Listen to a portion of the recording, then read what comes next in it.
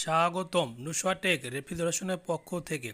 এটি একটি split type এসির আউটডোরের সার্ভিস ভাল্ব। এটি একটি ডিসচার্জ লাইনের সার্ভিস ভাল্ব। এখন আমরা সার্ভিস ভাল্বটি লাগানো দেখাবো। এখন আমরা সার্ভিস ভাল্বটির জয়েন্ট নাট এবং লকের অ্যালেন কি যে লক থাকে সেখানে ক্যাপটি খুলে আমরা দেখাচ্ছি।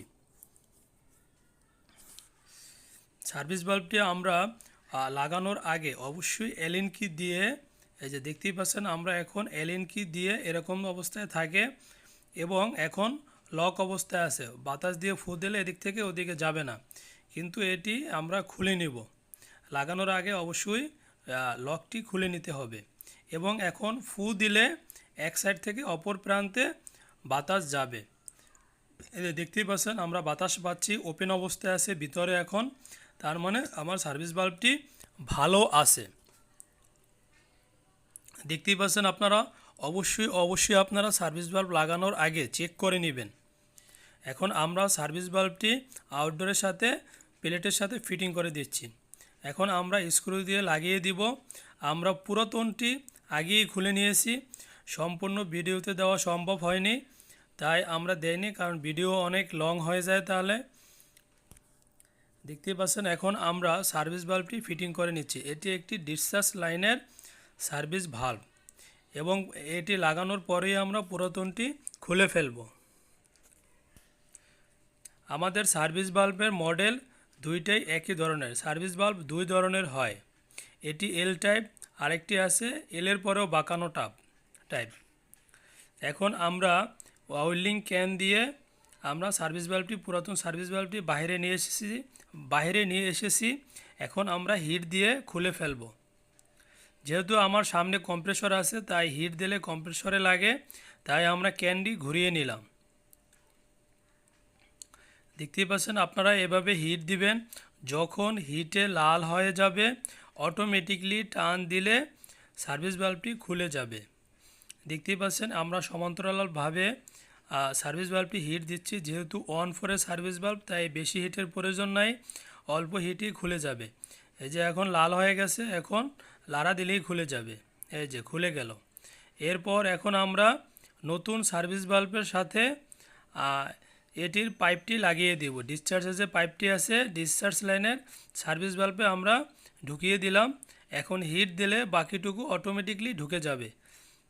তবে অবশ্যই আপনারা সার্ভিস ভাল্ব লাগানোর সময় সার্ভিস ভাল্বের অপর প্রান্তে, যাতে কম্প্রেসর হিটে নষ্ট না হয় অথবা কম্প্রেসরের রং অথবা কম্প্রেসরের গায়ে হিট না লাগে, সেজন্য টিন দিয়ে দিবেন। দেখতেই পাচ্ছেন আমরা কিন্তু কম্প্রেসরের অপর প্রান্তে টিন দিয়ে রেখেছি এবং যখন লাল হয়ে যাবে হিট দেওয়ার এক পর্যায়ে তখন ব্রেজিং দিলে অটোমেটিকলি ওয়েল্ডিং হয়ে যাবে। বন্ধুরা, আমাদের ওয়েল্ডিংটি কমপ্লিট হয়েছে। এখন আমরা ঝুটে পানি ভিজিয়ে আমরা ওয়েল্ডিংয়ের জায়গায় এবং কম্প্রেসর যেখানে হালকা একটু গরম হয়েছে ওই জায়গায় আমরা ভিজিয়ে নিচ্ছি, যাতে খুব দ্রুত আকারে কাজ করা যায় এবং হিটটি কমে যায়। অবশ্যই আপনারা ওয়েল্ডিং করার সময় খুবই সতর্ক থাকবেন। দেখতেই পাচ্ছেন আমাদের ওয়েল্ডিং কমপ্লিট। এখন আমরা সার্ভিস ভাল্বটির সাথে জয়েন্ট নাট টাইট দেওয়ার জন্য আমরা থ্রেড টেপ লাগিয়ে নিচ্ছি। বন্ধুরা, থ্রেড টেপ লাগানোর সময় অবশ্যই যেদিকে জয়েন্ট নাট টাইট দিবেন ওদিকে থ্রেড টেপ দিয়ে নেবেন এবং জয়েন্ট নাটের সাথেও একটু থ্রেড টেপ দিয়ে দিবেন, যাতে এটি গ্যাসকেট আকারে কাজ করে। থ্রেড টেপ দিলে আপনার চোরা লিক থাকলে এই লিকটা আর থাকবে না।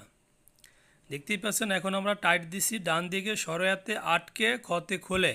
বন্ধুরা, আপনারা সবসময় মনে রাখবেন এসির নাটের ক্ষেত্রে সরায়াতে আটকে, মানে সরায়া যেদিকে টান এদিকে টাইট হবে এবং যেদিকে ক্ষয়ের প্যাচ ওদিকে খুলবে। এটি সারা জীবন মনে রাখলে আর কখনো ভুলবেন না জয়েন্ট নাট টাইট দেওয়ার ক্ষেত্রে। এবং থ্রেড নাটও সেম, যেদিকে টাইট হবে ওদিকে থ্রেড টেপও ঘোরাতে হবে। দেখতেই পাচ্ছেন এখন আমরা প্রেসার দিয়ে চেক করতেছি যে কোথাও কোনো লিকেজ আছে কিনা। এখন আমরা সার্ভিস ভাল্বটি যে লাগালাম, প্রেসার দিয়ে সার্ভিস ভাল্বটি শ্যাম্পু পানি এবং ফেনা দিয়ে লিক চেক করতেছি। বন্ধুরা, আপনারা যদি শ্যাম্পু ফেনা দিয়ে লিক চেক করেন অবশ্যই ভালো ফলাফল পাবেন। শ্যাম্পু যেহেতু পাতলা এবং ফেনা বেশি, তাই খুব দ্রুত লিকটি ধরা পড়ে। ইনশাল্লাহ আমাদের কোনো লিক পাওয়া যাচ্ছে না।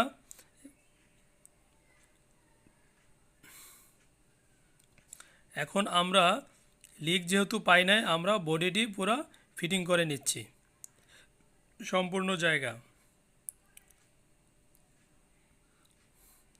দেখতেই পাচ্ছেন এখন আমরা পুরো সিস্টেমটা ফিটিং করে নিচ্ছি এবং যে কানেকশনগুলো ছিল কম্প্রেসরের সাথে এবং ক্যাপাসিটরের সাথে, সম্পূর্ণ কানেকশনটি আমরা পুনরায় আগের মতো দিয়ে দিচ্ছি। বন্ধুরা, এগুলো আমরা মুখস্থই করেছি, যেহেতু আমরা রেগুলার কাজ করি প্রফেশনাল, তাই এগুলো আমাদের মুখস্থ হয়ে গেছে।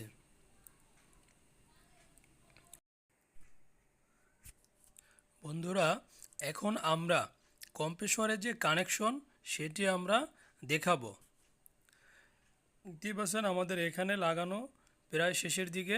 এরপরে এই যে আমরা এখন কম্প্রেসরে লাগাচ্ছি, আমরা যে লালটি লাগাচ্ছি এটি হচ্ছে কমন।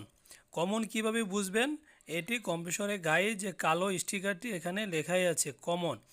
এরপর যে আমরা নীলাটি লাগাচ্ছি এখন হাতে যেটি, এটি হচ্ছে রানিং। এখানে আর লেখা আছে, সি লেখা আছে, যেখানে সি লেখা সেখানে লালটি লাগিয়েছি এবং এরপরে যেখানে নীলাটি সেখানে আর লেখা আছে, তার মানে রানিং। এরপরে যেটি স্টার্টিং সেখানে এস লেখা আছে, যেখানে এস লেখা থাকে বুঝবেন সেটি স্টার্টিং। সিতে মানে কমন, আরে মানে রানিং এবং এসে মানে স্টার্টিং। যদিও কানেক্টরে একটু সমস্যা হয়, একটু টেস্টার দিয়ে করে একটু লুজ দিয়ে পরে আবার প্লাস দিয়ে টাইট দিয়ে দিবেন, যাতে কম্প্রেসর চলার পরে লুজ কানেকশন না হয়। এখন আমাদের কম্প্রেসর কানেকশনটি কমপ্লিট হয়ে গেল। এরপরে আমরা উপরে যে ডেড ক্যাপটি আছে, আমরা এখন ডেড ক্যাপটি লাগিয়ে দিব।